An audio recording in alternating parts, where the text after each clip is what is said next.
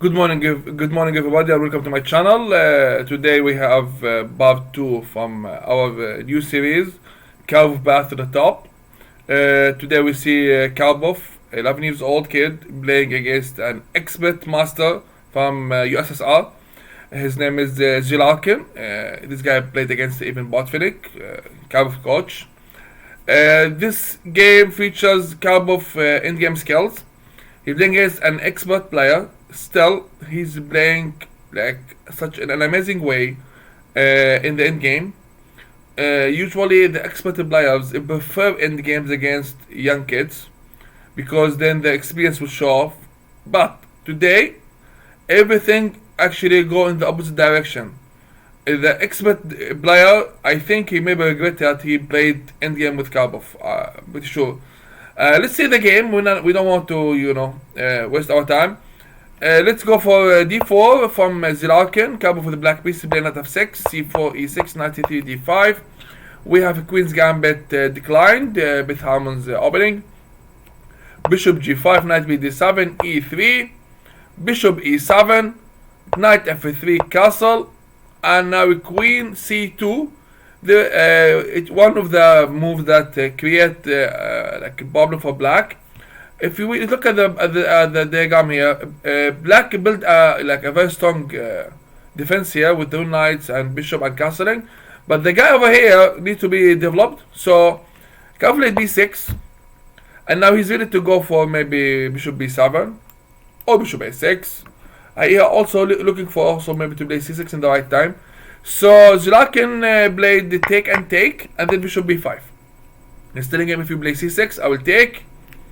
Bishop b7, queen f5, and white putting the queen in the middle of the board, putting bishop on the board on d5, ready for knight e5 as well. So white is trying to create problems for black, to manipulate him, to make him feel scared maybe. But Karpov was really such a cool guy. He played c6, bishop d3, and then h6, asking the bishop to go away. Bishop f4, and now bishop c8. And now the bishop and the queen on the same diagonal. If the knight jump, the queen will be under attack. Zilarkin played bishop b1. Karpov played bishop b4, pinning the knight, and he's not actually in rush to play knight c5 at all, because it doesn't go to anywhere. So Zilarkin played queen c2, keeping that attack on h7. Knight e4, putting more pressure on the knight on c3. Castle, take and take. And now white has a weakness on the a2, c3 pawns. Bishop a6 attacking the rook, e1, and now f5. And this knight actually making white game very difficult, because the queen actually hitting the wall now. Knight e5, take and take. And a queen h2 from Karpov. Now he's ready for attack on f2 in the right time. Zilarkin played rook c1.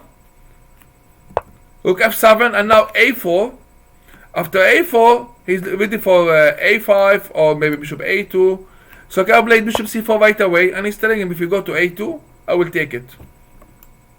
And then there's no better bishops. f3, knight g5. The Karpov kid really creating a lot of problems for his opponent as much as he can.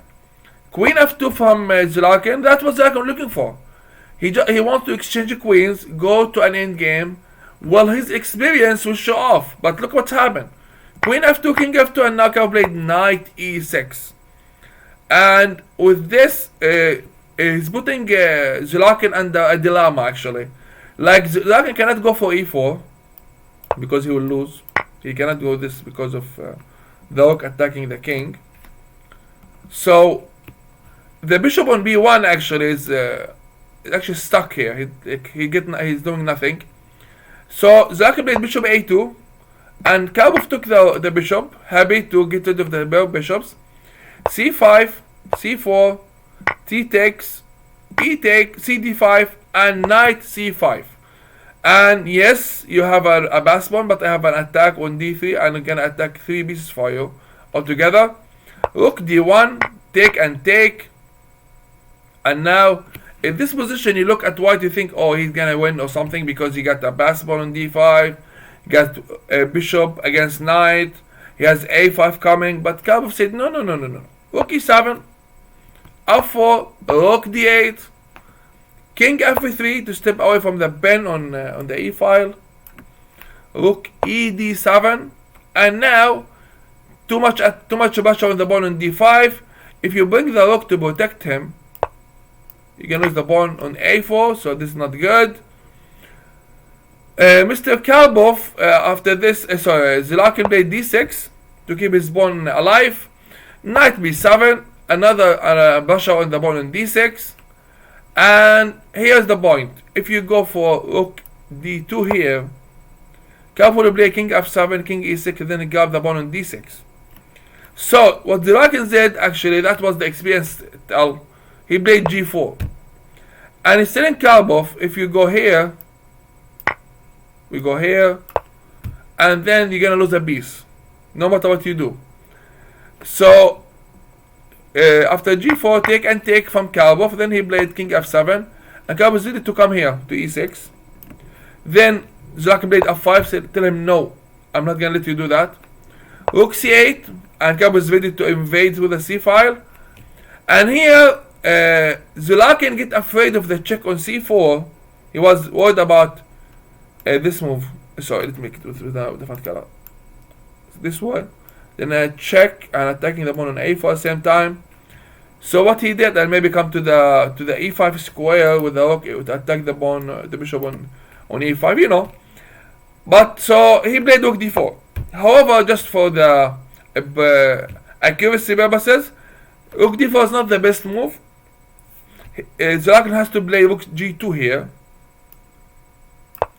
and putting in pressure on the g pawn. So if Karpov wants to do this, let's say this check, king will go to h5, putting pressure on the g7 pawn, and this is gonna be a tough game. And with accurate play from both sides, it's gonna end in a draw. I don't want to get to a heavy analysis on this because it's gonna take a lot of time. So Zelakin played rook d4, stop the check, and Karpov played simply rook c5, telling Zelakin, you know what, we're gonna attack your bishop now. Zelakin bring the king to f4 to protect the bishop, and Karpov played knight a5, and he's ready to jump to c6. Zelakin played rook g2, putting a pressure on the g7 pawn, but Karpov said no.